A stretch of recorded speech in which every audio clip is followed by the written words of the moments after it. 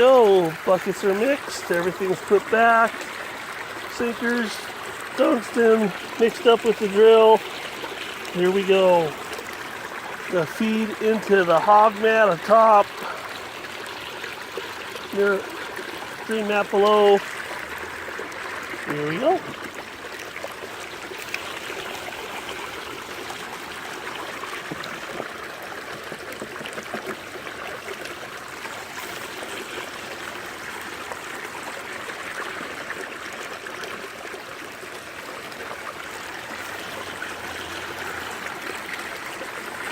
Doing pretty good.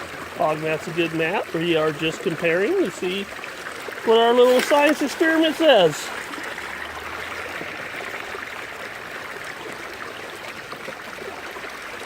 Nothing but a little fun in the backyard. Can't complain. Stopped raining.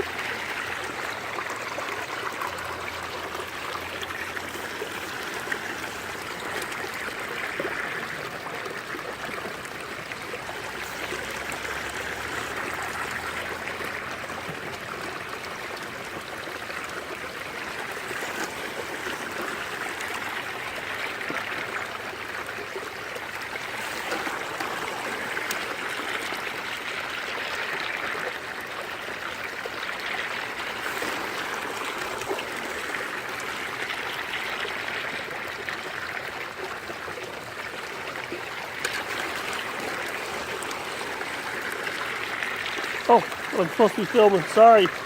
I was looking at the scooper, not the camera. There she goes. Hog mat runs pretty clean, runs pretty clear. That's what it's known for. Got a couple sinkers up there and the top rip before the top riffle.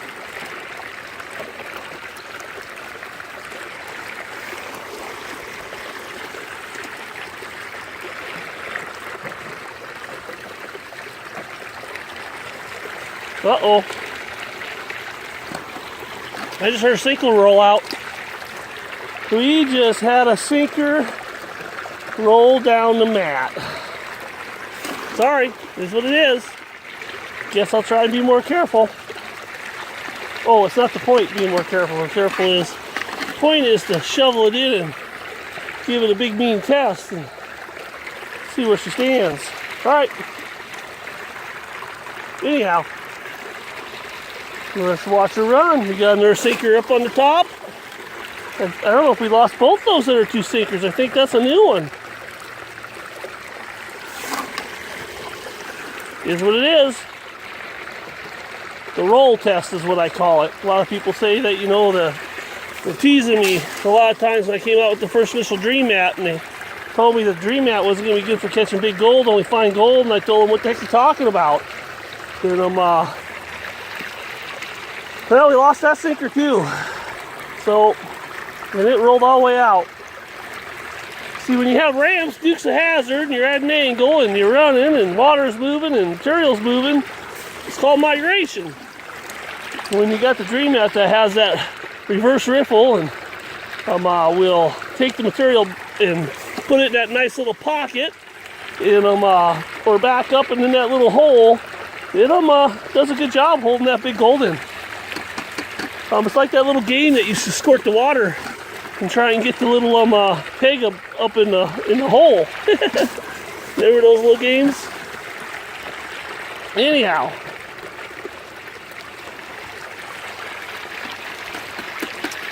Let's just keep going.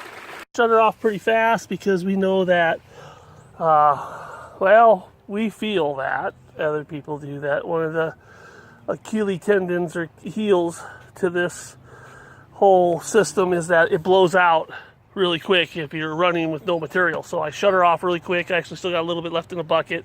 I'll transfer it into the next bucket. But this is what she looks like. This is what it is. So underneath that riffle, what do we see?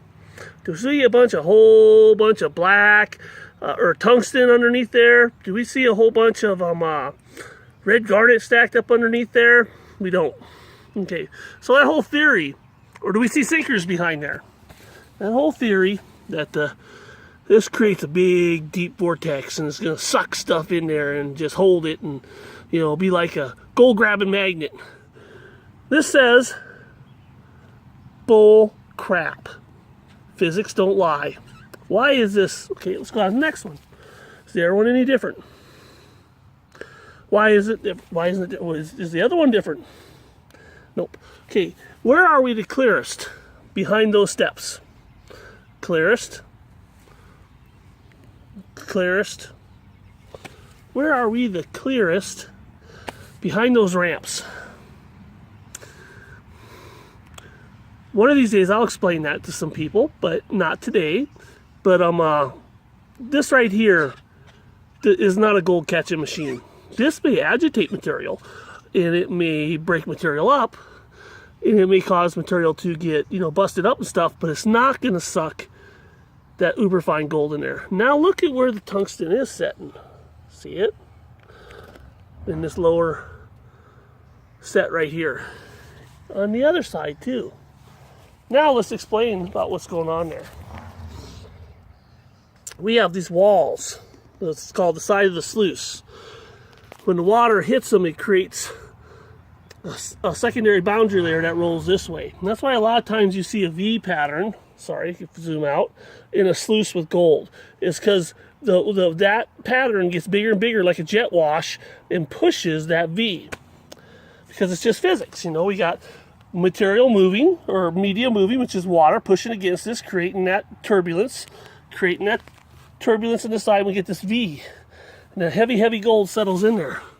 But this flighty tungsten, it's finding a little bit of comfort in the first beginning part of that. Not down further where it's really washing out, because it's a low pressure zone where the first vortex of the side is meeting the first little vortexes here that are doing pretty good. So here we got some wire down in here. We got some nice black tungsten in garnet in there. That seems to be about the biggest concentration on this mat, is this far down. This seems to be where we're starting to really catch it. And I believe this is the beginning of the downdraft pattern. Yeah, so here we got the river pattern, whatever. Then we got this downdraft pattern. And this guy's doing pretty good. It's dark, small, and we got tungsten. So here we go. That's just a pretty good look. Here's some tungsten down here on this bottom one. Now we had a bunch of sinkers in there. Where are they? And this water isn't flowing very hard. This ain't not no dredge. I mean, the dredge is blowing way harder than this. Where are those freaking sinkers?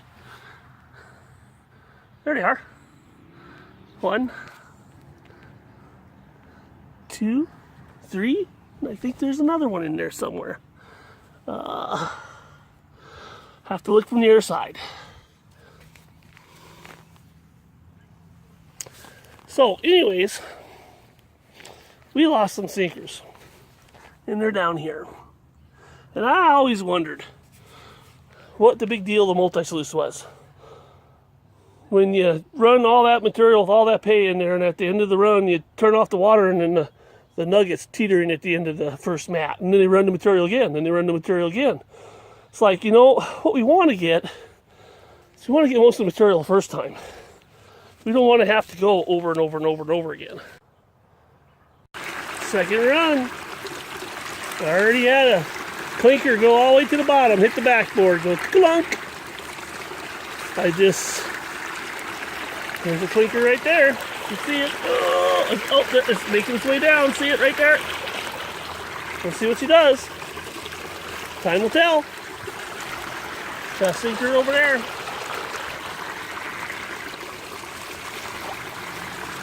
You know, I hate to say it,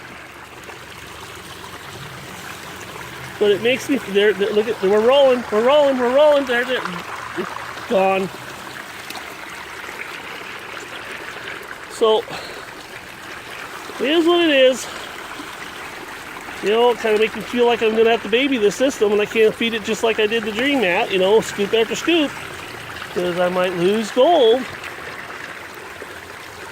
You know, it's not my problem. Hey, we had a collision here. We still have 2 stacked up.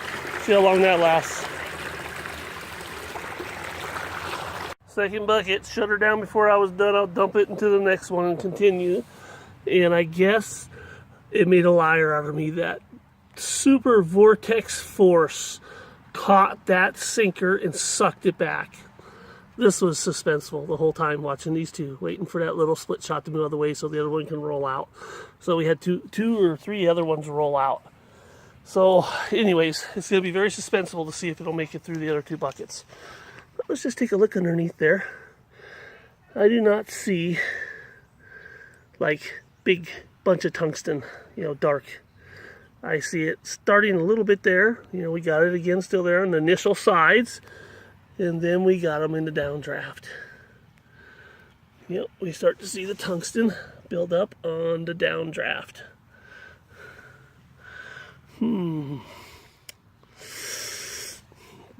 That is so suspenseful. It's gonna drive me nuts. Almost need to like do.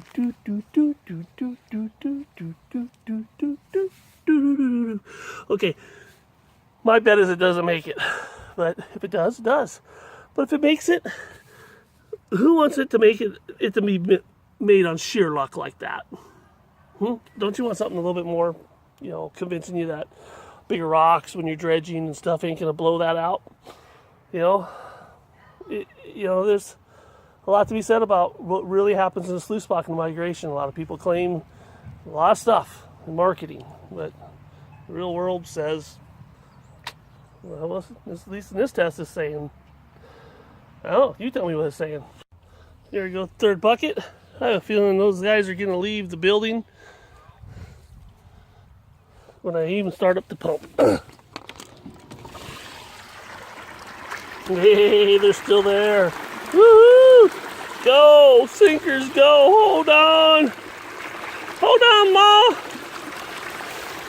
I'll save you. So, anyways. Well, that sinker didn't make it.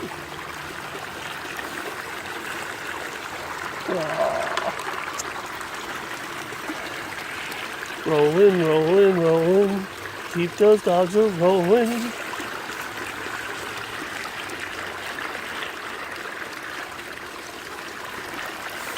There's one. Hey, it made it. Two of them made it. Three of them. Woohoo! We got some sinkers. Making it. Making it for the long haul. So proud, Ma.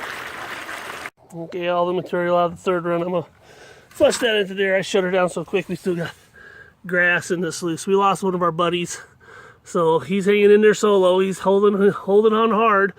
But we caught a couple up here, though. Look at this, man. We got 4 sinkers. But see, these guys are going to roll right out. Maybe not the regular split shots, but the barrel ones, if we let that material, didn't shut her down so quick and we let it blow out. But let's take a look at our super awesome riffle that is supposed to suck the gold in. And then we got some tungsten building up there. You can see that change of the color, looking nice. We got some tungsten building up there. Yeah, still got, it's kind of hard to tell what's going on down here because we got a little bit of material over top of it still. But behind there, nada. Light material. I'm not trying to pick on certain things, somewhat. Just trying to prove a realistic, real world point. A lot of people have a lot of fluid dynamics, fear, tradition, and superstition. Fear it. And a lot of times things are done because that's the way they've always been done. And when you do things, we've always done it that way, so that's the way we're going to do it. Those are the results you get. A big old void full of crap. Okay, I'm just saying it like it is. It's not doing the job. It's not pulling in the small gold. It's not pulling in the big gold. It's not pulling in, or the big stuff. It is just basically a ramp to shoot stuff up into the stratosphere and kick it out of the box. It's the Evel Knievel jump over to Grand Canyon. So, anyways, that's just my personal opinion. Take it or leave it. Last buckets. 80 takers on that baby taking off when the motor starts up. Let's see the pump.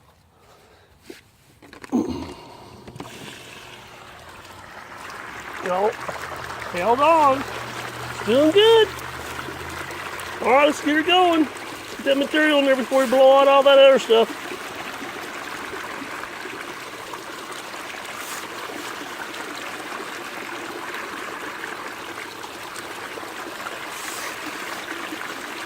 Hey, we got another split shot stacked up in there. Woo-hoo!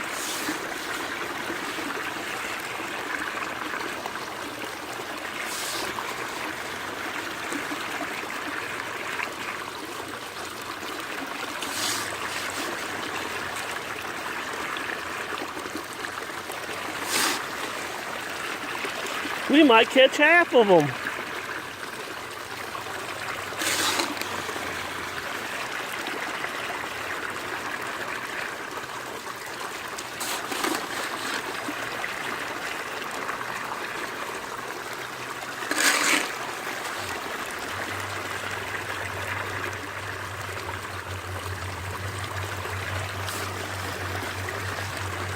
Sweet.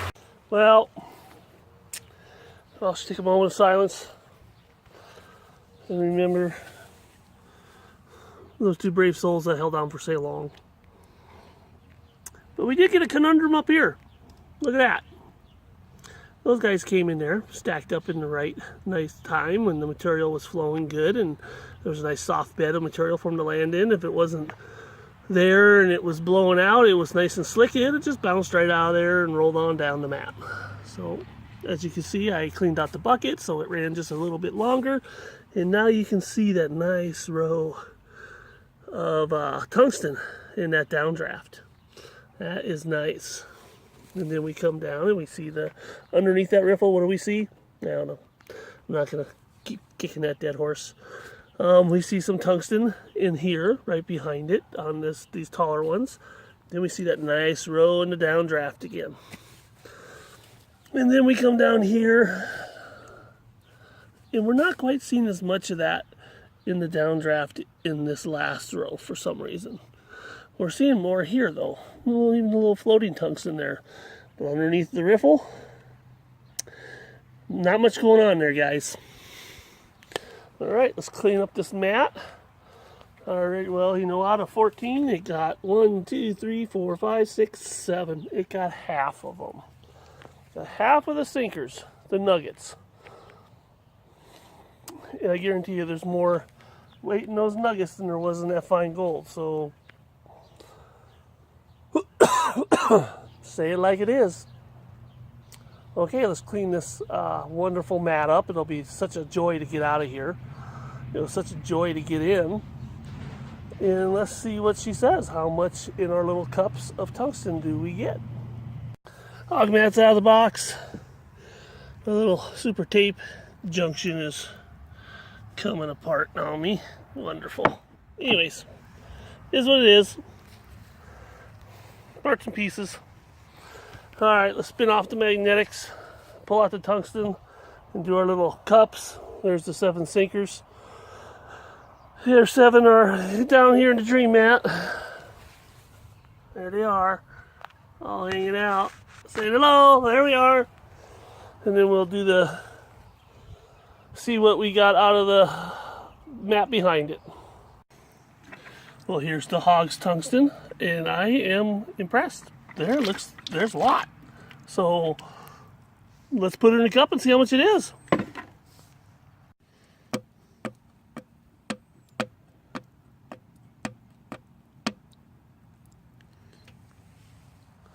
Looks like we have just under 4 teaspoons, about 3.5.